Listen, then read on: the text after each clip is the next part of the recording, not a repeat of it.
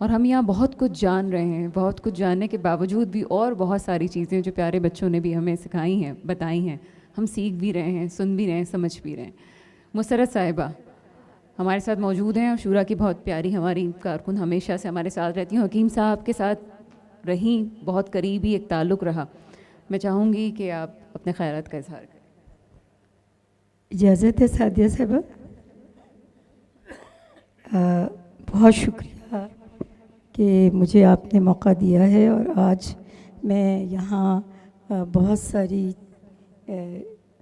باتوں کو لے کر آئی تھی، لیکن میں صرف اتنا کہوں گی، وہ عطا کرے تو شکر اس کا، ورنہ دے تو ملال نہیں.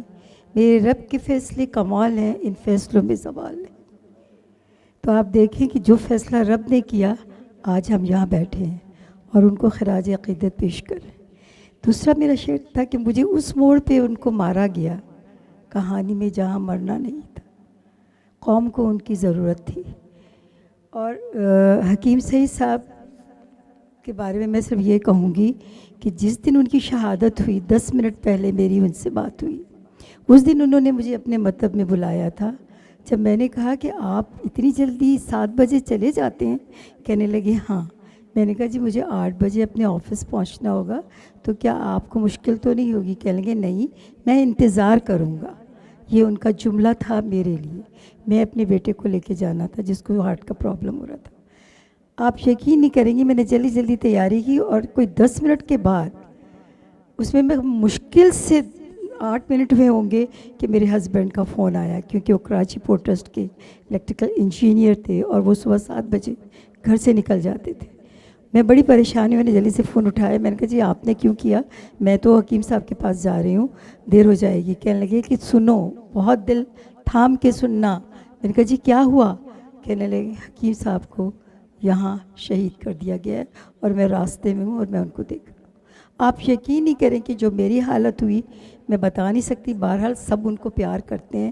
میں نے 99 میں مجھے حکیم صاحب خود شام ہمدرد میں لے کر آئے تھے. وہ پہلی محفل تھی جہاں ہم سب سے ملاقات ہوئی. لیکن میں اب یہاں صرف اتنا کہوں گی کہ جو میں نے لکھا ان کے لیے چند چیزیں ہیں، آپ سب نے وہی دہرائی ہیں. حکیم سعید کی عملی زندگی اخلاص سے بھرپور تھی. وہ بڑوں کی بھی تربیت کیا کرتے تھے. مجھے یاد ہے ایک اجلاس میں وہ میرے پیچھے تھے اور میں آگے تھی صرف 2 منٹ. جب وہ مجھے کہنے لگے تم آگے چلو، میں نے کہا سر نہیں آپ آگے چلیں. کہنے لگے نہیں تم 2 منٹ پہلے آئی ہو. یہ وقت کا ان کے نزدیک کام تھا، اور انہوں نے لوگوں کو سکھایا. یہ ہم نے بہت کچھ سیکھا. اور ایک دفعہ ایک اجلاس میں، اس وقت میں وہی بات کروں گی، کوئی نہیں تھا، میں اور وہ تھے اور قاری صاحب تھے اور ایک دو شورا کے ممبر تھے. ایسا ہوا کہ حکیم صاحب انتظار کر رہے تھے. پھر انہوں نے کہا مسرت اکرم ہم کیوں نہ شروع کر دیں؟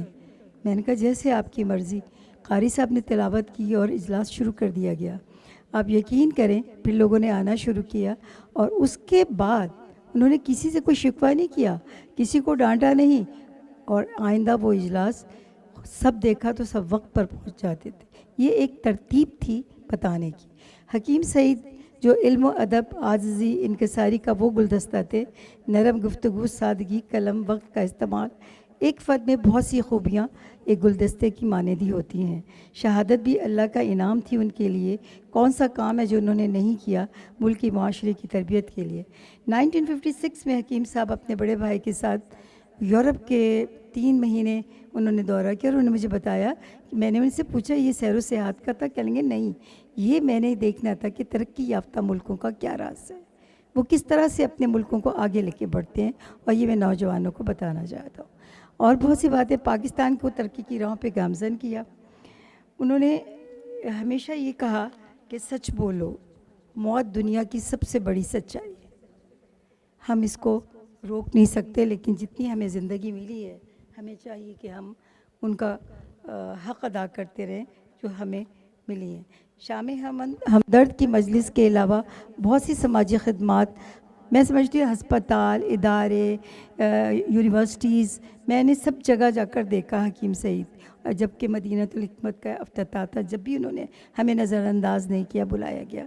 اور جب میں باہر کے ملکوں میں جاتی تھی تو مجھے وہاں حکیم سعید کا نام لے کر آپ یقین نہیں کریں کہ لوگ کتنی تعریف کرتے تھے اور کتنی بات کرتے تھے روح افزا کے اوپر.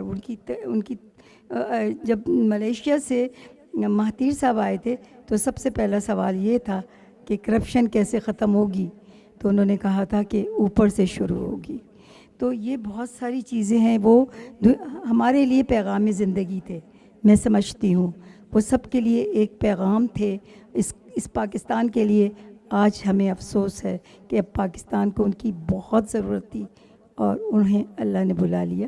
شاید اس میں بھی ان کا ہی رب کا چلتا